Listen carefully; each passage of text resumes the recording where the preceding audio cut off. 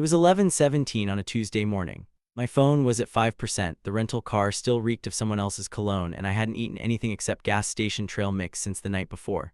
I was parked a half block from the house, and even from here I could see the blue recycling bin was still crooked on the curb. Same way Dad always left it, wheels never locked. I told myself I wouldn't go in, just grab the box from the porch, maybe wave if someone looked out. But something about the silence, the kind of silence that hums too hard in your ears, made me step out of the car anyway. Be it. It had been 12 years, and in that whole time I'd convinced myself that not going back meant I'd won, that walking away was closure, that distance meant peace. Turns out distance just keeps the wounds fresh. You just don't feel them until you're standing on the same old sidewalk, holding your breath like the house might inhale first. The front steps groaned louder than I remembered, paint still chipping in that one spot on the rail where I carved my initials under the excuse of fixing it with sandpaper. The porch light was off, but the bulb looked new. The box was there like they said, plain cardboard sealed with duct tape, no return address, just my name in black marker. Landon, that was it, no son, no we miss you, no apology. I crouched to pick it up, and the weight of it, lopsided and familiar, hit me right behind the ribs. Something clanked inside, metallic. I didn't want to know what it was, not yet. The door opened behind me. I told your brother you wouldn't come inside, a voice said. Mom. I didn't turn around at first, I just stood, holding the box like it might burst open if I shifted wrong. Hi, I said. She stepped out slowly, hair shorter than I remembered, grayer too, but still pulled back like she had somewhere to be, even when she didn't. She wore those same soft house shoes that used to whisper against the tile when she'd sneak up on us past bedtime. You drove all this way just to stand on the porch? She asked. I didn't know I was driving all this way until I got here. Her arms stayed crossed, not angry, just tight like they were holding something in. Her voice wasn't warm, but it wasn't cold either, just brittle. You could have called. I know. Be it. But you didn't. No, I said I didn't. The truth is, I hadn't even meant to come to Indiana. I'd booked the rental for a business trip in Chicago, planning to drive straight from O'Hare to my hotel and back again 2 days later. No detours, no memories. But then I'd seen the road sign, Indianapolis, 82 miles, and before I knew it, my hands had shifted lanes, my foot stayed heavy on the pedal, and by the time I thought to turn around, it was already too late. I didn't even pack a jacket, just a duffel with a change of shirt and some files I never opened. You look tired, Mom said, not like she cared, more like she noticed. I've been driving. And I shrugged, and I guess I missed the sound of your judgment. That got a small breath out of her, not quite a laugh, not quite a sigh. She looked at the box in my hands. You could open it here, she said. I think I'll wait. You won't like what's inside. I didn't think I would. Be it. She turned toward the door. If you change your mind, the coffee's on. I don't remember deciding to follow her inside. One second I was standing there, looking at the box like it was radioactive. The next, I was stepping over the threshold of the house I'd sworn never to enter again. The scent hit me first, not the same as childhood, no cinnamon, no old wood varnish, but something newer. Bleach, lemon dish soap, faint perfume, like the house had been scrubbed clean of the years it hurt. But the floor still creaked in all the same places. The living room looked like a time capsule. Same recliner, same ugly orange Afghan folded over the back, same crooked picture frames, but something was missing, Dad's chair. I scanned the room. He's not here, she said, catching my glance. Your father, he moved out last spring. I didn't say anything. I told him if he couldn't even call you when your uncle died, then he didn't get to sit at my table anymore. I let that hang for a second. Uncle Gene had passed 8 months ago. I'd found out through a group text from my cousin, buried between a recipe meme and a reminder about their kid's soccer game. You two still talk? I asked. Only if it's about lawnmowers or money. She poured herself a cup of coffee, didn't ask if I wanted one, just sat down at the table and stared at the steam like it held answers. What made you come? She asked finally.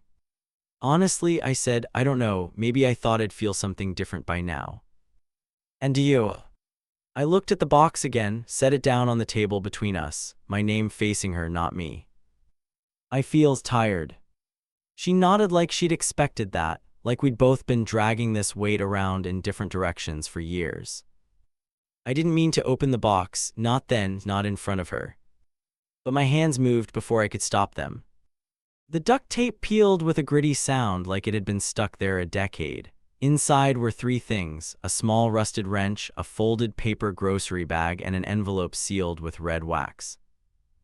The wrench made me flinch. It had a chipped blue handle and initials scratched in the metal, LG. My grandpa gave it to me when I was 9, said every man should have one tool he never lends out. I'd left it behind when I stormed out after college, left everything behind, really. The paper bag crinkled when I unfolded it. Inside, 4 cassette tapes labeled in my dad's handwriting. Landon's 1989, Landon 1993, Dad's Thoughts 2002, Don't Play Unless You're Ready. I swallowed hard. And then there was the envelope. I didn't touch it, not yet. Mom hadn't said a word, she just sipped her coffee and watched me like I was assembling a bomb. You packed this? I asked. She shook her head. Your father did, months ago. Then why now? He left it behind when he moved, said it was for you if you ever came back. Be it. And if I did? He said that would answer its own question.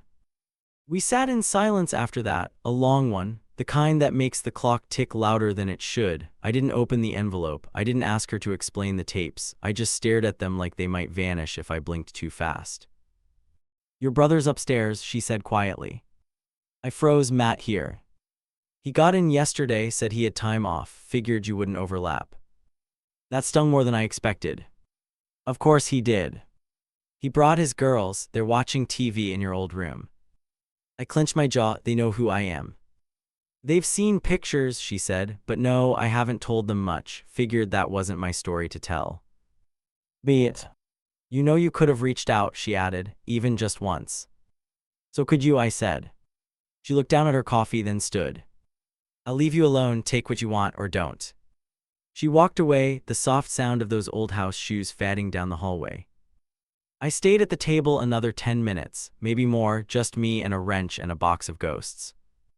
Eventually, I picked up the tapes and slid them back into the paper bag, tucked the wrench into my coat pocket, and left the envelope sealed. I carried the box back out to the car, sat in the driver's seat, and turned the engine on. I didn't pull away. Instead, I reached for the tape labeled Dad's Thoughts 2002 and looked at the rental's dash. No tape deck. Of course. I pulled out my phone, 3% battery now. I opened a search, where to convert cassette to digital near me. There was a place 30 minutes out, closed Tuesdays. Of course. I stared at the screen until it dimmed, until my reflection stared back from the black glass.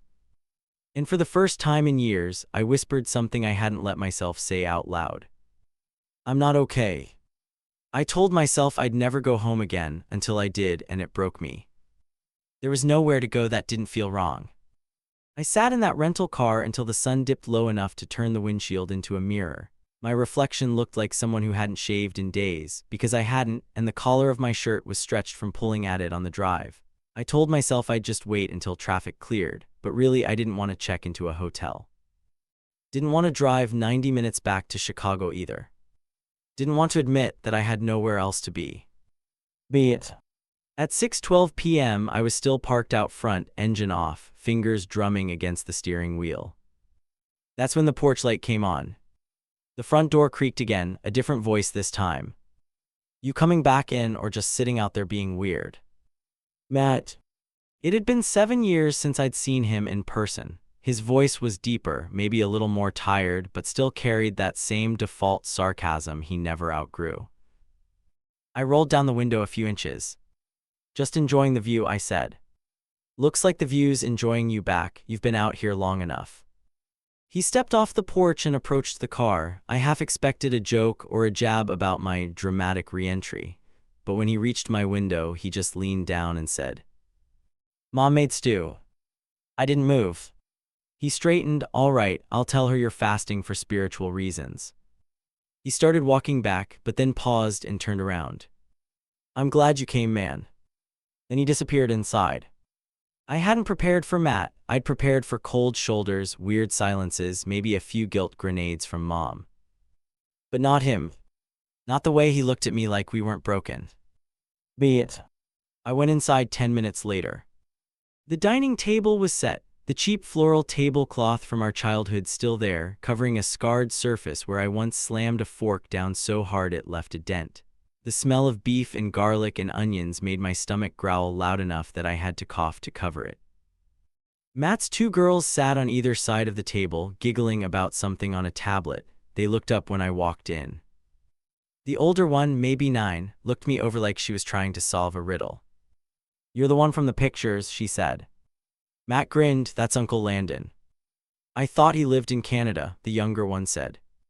"No," Matt said, "just far enough away to make us think so." I pulled out a chair, sat down slow. My chest felt like a balloon someone had tied too tight. Mom brought over a basket of rolls, didn't say anything, just set it down and patted my shoulder once, gently. I nearly lost it right then and there. Dinner was normal. Like freakishly normal. Matt cracked dumb jokes. The girls argued about which Taylor Swift song was for Bobby's. Mom refilled the mashed potatoes twice without commenting on my weight or my life choices. Nobody asked about my job, my apartment, or why I hadn't come home in over a decade. It was like they were pretending I'd just been gone a few weeks. And I couldn't decide if that made it better or worse. After the girls went upstairs, Matt and I sat on the porch steps. He sipped a beer. I held a glass of water I hadn't touched. "I didn't think I'd see you here again," he said. Me either. "You look older." Thanks. He chuckled. "I mean, not old, just life-worn." I nodded. "You too." Be it. "You listened to the tapes yet?" he asked. No tape deck. "There's a portable player in the garage," he said. "The old red one still works if you hit it hard enough." I laughed. Dad never threw anything out. Matt didn't smile. He thought he could save everything, even when he had no idea what to do with it. We sat in silence for a while. Matt leaned forward, elbows on his knees. "You know, I always thought you were brave for leaving." That caught me off guard. I turned toward him. What? "I mean it," he said. "I used to watch you pack your things that last night and think, God, I wish I could do that. Just walk out, start clean, say enough." I shook my head. I wasn't brave, I was just done. Same thing sometimes.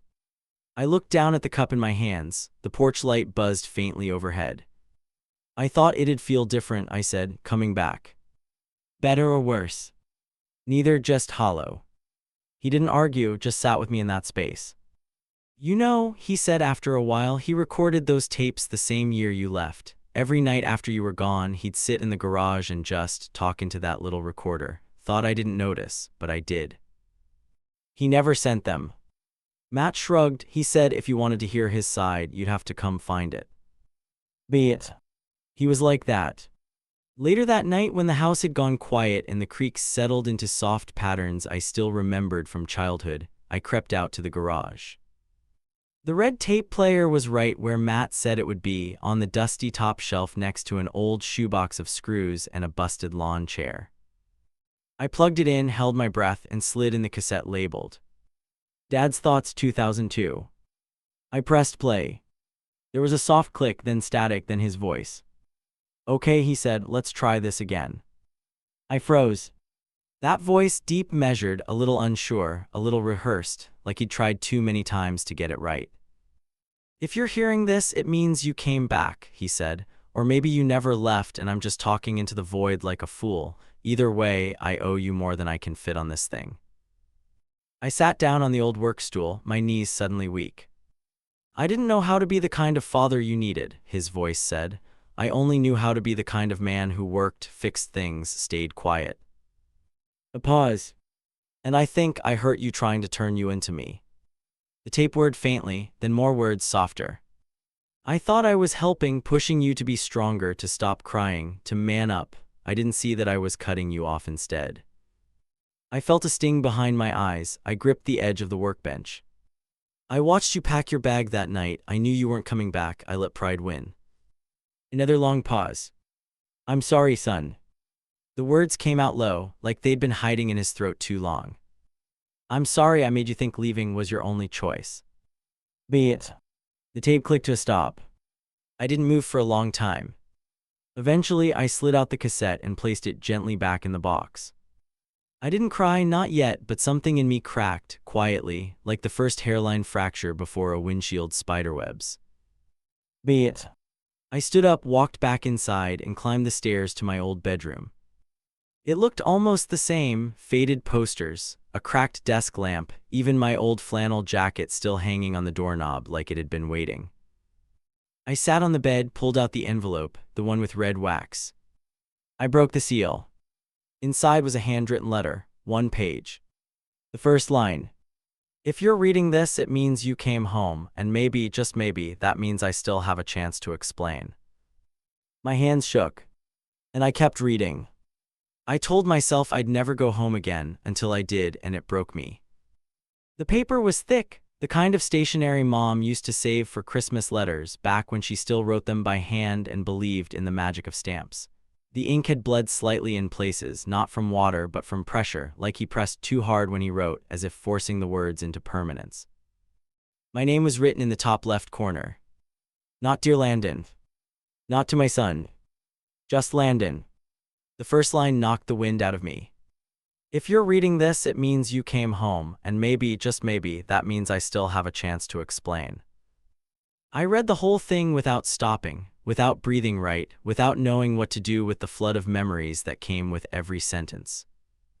I know I didn't raise you the way I should have. I didn't say the things that needed saying. I didn't ask the questions I should have asked. When you told me you wanted to major in journalism, I made a joke about starving artists. When you came out at 19, I acted like it was a phase, and when you left, I pretended I didn't care. But I did, every single day. I've spent more time than I'll admit wondering how much damage I did by being old school, by thinking a roof and food were the same thing as love, by thinking silence was strength. I was wrong. I hope one day you'll believe that. I kept the tapes because I wasn't brave enough to send them. I left the wrench because you always fixed things better than I did. And I packed this letter because your mother said, "Don't die with it in your head." She was right. She always is. If you never forgive me, I understand. But if there's anything left, anything, I hope this proves that I knew I failed, and that I never stopped being proud of the man you are. Love you, even if I forgot how to say it right. Dad.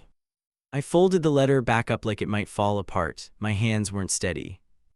I stared at the wall across from my bed, the one that used to hold my framed school awards and a corkboard full of half-torn photos. It was empty now, just chipped paint and tiny nail holes, like someone had tried to patch it, then gave up halfway.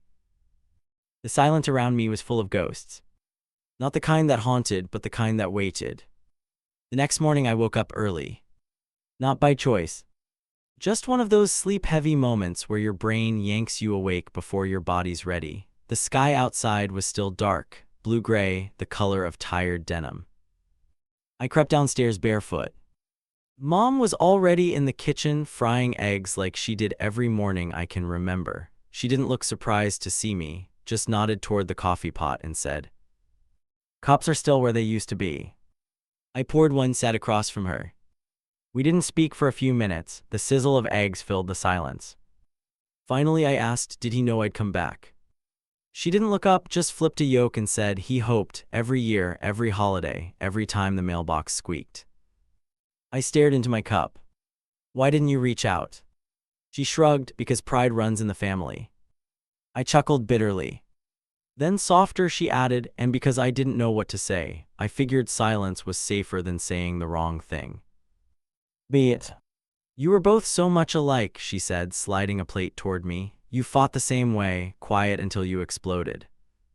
I poked at the eggs with my fork. He never said any of that stuff, not to me. He didn't know how, she said, but he thought about it all the time. The tapes, the letter, that was him trying in the only way he knew. I nodded. I listened to one of them last night. Her face softened. Was it hard? Yeah. She reached across the table, placed her hand on mine. Good. Matt came down later with bedhead and a toddler in one arm. The little one, Ella, I'd learned, stared at me like I was a museum exhibit.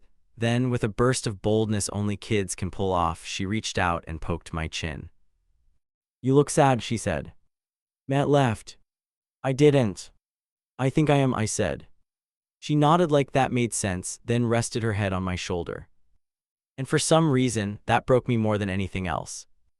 Later that afternoon, Matt and I went out to the garage again. He brought down the rest of the tapes. We sat on overturned buckets like two teenagers killing time between chores.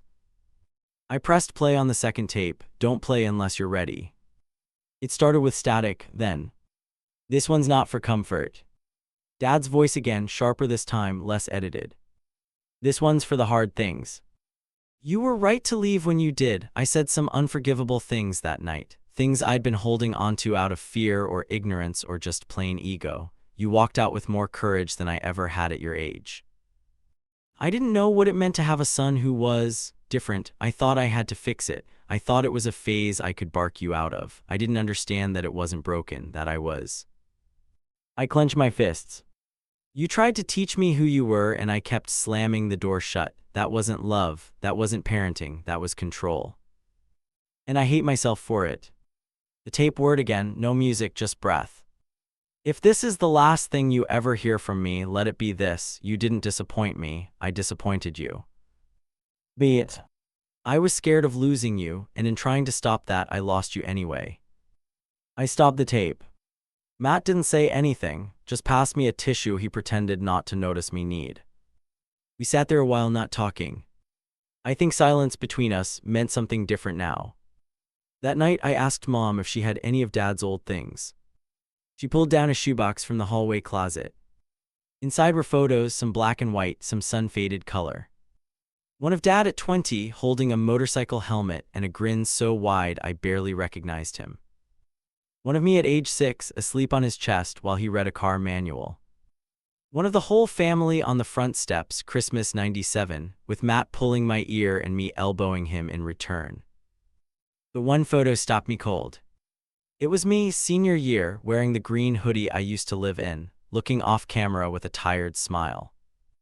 Dad had scribbled something on the back. He's stronger than he thinks. I set the photo down. I don't know how long I stood there. That night I couldn't sleep. Too many voices in my head, Dad's, Mom's, my own, narrating every missed moment like a cruel documentary. So I went for a walk. Past the middle school, past the rusted swing set, down the path that used to lead to the diner where I'd eat fries and scribble in my notebook for hours. Most of it looked the same. Except me. I sat on the old bench by the creek, the one where I first told Matt I was gay. He just nodded and asked if I still wanted to see the new Batman movie. That bench knew more about me than most people ever had. I sat there until the first birds started waking up. And for the first time since arriving, I felt the smallest flicker of something I hadn't in years. Not forgiveness. Not peace. But possibility. I told myself I'd never go home again until I did, and it broke me. I woke up late the next morning, back in my childhood bed, stiff from the creek bench and emotionally jet-lagged. The house was too quiet. No cartoons, no clatter from the kitchen, no muffled footsteps upstairs. Just birdsong outside the cracked window and the soft creak of old floorboards stretching into morning. I pulled on the same hoodie from yesterday, out of habit, not intention, and stepped into the hallway. Mom was sitting in the living room with a stack of mail on her lap, not opening it, just holding it like it meant more unopened. Like she'd been waiting to hear from someone for years and finally gave up mid-stack.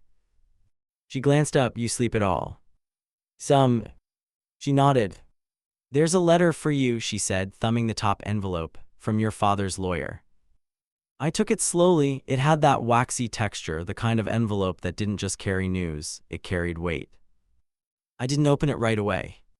Instead, I made breakfast. Real breakfast, eggs, toast, coffee, fruit. I wanted to do something ordinary, something with steps and heat and the smell of browning bread. I think I just needed to feel useful in a house I used to feel invisible in. Matt came in halfway through. He looked surprised to see me at the stove. Never thought I'd see you willingly near a frying pan again. I'm full of surprises. Yeah, like why you're still here.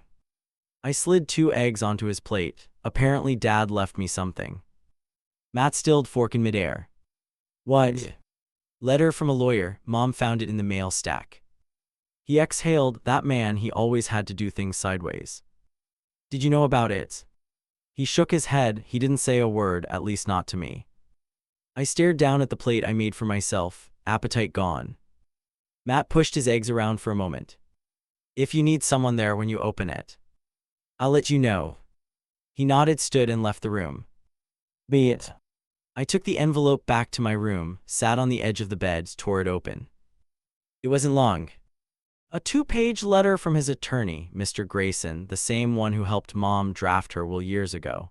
It explained, in clinical legalese, that my father had created an addendum to his estate planning 6 months before his passing. He left me his old workshop. The small one behind the house. The one he used to lock every Sunday while claiming he was sorting bolts, which I'd always assumed was code for smoking cigars and hiding from us. The lawyer's letter included a key. Just a single brass key taped to the bottom corner of the page. And a sticky note in my dad's handwriting, don't expect a clean slate, just an honest one. I stood out back for almost an hour before unlocking the door.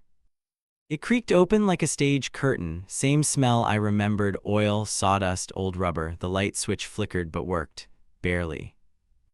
The place was surprisingly clean, tidy even, tools arranged in old wooden cabinets, labels handwritten. A faded calendar still pinned to the corkboard, April 2022, a note in Sharpie under a date circled twice. Make space for Landon. My throat closed up. I stepped inside. On the main table sat a manila folder, my name on it, just my name. Inside were schematics, diagrams, pages from my college journalism portfolio, somehow printed, annotated in Dad's scribbly red pen. He'd read my articles, my stories, even the ones I thought no one saw. Some were underlined, some had notes in the margins. Good structure. Pushed too hard here, but I get it. Reminds me of the way your mom talks when she's mad. In one line, next to a short essay I wrote about leaving Indiana. You had to leave to write this, I see that now. Be it. I sat down in the creaky work chair and let my head fall into my hands. I spent the next few hours in that workshop, reading through everything. Old notes, spare tools, even a small tape player with one last cassette inside. No label. I pressed play. My father's voice crackled to life. Last one, I don't know if you'll ever hear this. Hell, I don't even know if I'll still be around by the time you do, but if you are, thank you for opening the door. He sounded tired, but lighter. I was never good at saying sorry, but I got better at meaning it. That has to count for something, right? A pause. I left you this space because I figured you'd need a room that didn't tell you who to be, just one that let you breathe. He cleared his throat. Make it what you want, burn it down, paint the damn walls purple. It's yours now, not because I gave it to you, but because I should have shared it a long time ago. Another breath. I love you, son, even when I didn't say it right, especially then. Click. I sat there long after the tape stopped. And for the first time in years, I cried without needing to hide it. I think the room understood. That night, I told Mom I was staying a few more days. She didn't ask why. She just smiled, the kind of smile that tells you someone's been holding their breath for 12 years. The next morning, I pulled down the Landon 1993 cassette, the one from when I was 4. It was just him talking softly about me. Singing happy birthday off-key, describing how I used to chase ducks in the park, laughing when I said I wanted to be a fire truck. I let it play while I organized the workshop. Swept the floors, rearranged tools, hung my own notes on the wall next to his. A collage of voices, mine and his. The workshop became something new. Not a monument. Not a museum. But a middle ground. A place where we almost met each other right. I stayed 5 days total. On the last morning, Matt met me at the car while I packed. He shoved a brown paper bag into my hands. What's this? He shrugged. Mom's banana bread and my old flask, don't mix them up. We hugged, no theatrics, just a firm, quiet pull. Don't disappear again, he said. I won't. And call me sometime, you ass. I smiled, you got it. I turned to see Mom watching from the porch. No tears, no speech, just her arms crossed like always and a knowing nod. The drive back to Chicago felt shorter. Not because of speed, but because I wasn't carrying the same weight anymore. The tape sat in the passenger seat, the letter in my coat pocket, the wrench in the glove box. I still didn't know what I was going to do with any of it. But for the first time in over a decade, I wanted to find out. I told myself I'd never go home again until I did, and it broke me. I got back to Chicago late Friday night. The air felt different. City air always does after small-town silence. It smells like bus brakes and sidewalk steam and 20 different takeout joints stacked on each other. But this time, something else tagged along with me, a hum I couldn't quite name. I didn't unpack right away, just tossed the duffel on the couch, set the tapes on the kitchen counter, and stood there in the half-dark like I forgot where the light switch was. My apartment felt off, smaller than I remembered, colder too, even though it was nearly 70 outside. There was a yellow post-it on my fridge I'd scribbled before leaving. Submit column by Thursday. I peeled it off and crumpled it. I hadn't written a word in over 2 weeks. My editor had called twice. I'd ignored it both times. Not because I didn't care. Because I didn't know what the hell I wanted to say anymore. I spent Saturday sitting in front of my laptop, fingers hovering, then retreating. Every sentence started like a performance. Every paragraph crashed before the period. I pulled out the folder from the workshop, Dad's scribbled notes on my early writing, the taped clippings from my old college columns. I read every comment he made again. Some were harsh, some were wildly off base. But none of them were cruel. That's what hit me. He wasn't trying to shape me into him. He was trying to understand the shape I already was. Sunday afternoon, I finally opened a blank document. Typed the headline. The box my father left me. I didn't write it as a son trying to forgive. I wrote it as a man trying to understand. And I didn't pull punches. I talked about the silences, the slammed doors, the you'll grow out of it looks, the things he didn't say when it mattered most. But I also talked about the tapes. The apology that came wrapped in rust and cassette ribbon. The voice of a man who didn't know how to parent, but who learned, finally, how to regret. I wrote until my fingers cramped, until my back ached and my eyes blurred. When I finished, I emailed it to my editor. Subject line, print this one if it's the last thing I ever send you. He replied in 20 minutes. We're running at front page Sunday section, you okay with that? I stared at the blinking cursor for a long time. Then typed back. I think I finally am. A week later, I got a letter. Handwritten, cramped cursive. It was from Mr. Grayson, Dad's attorney. He'd seen the article, said he read it twice.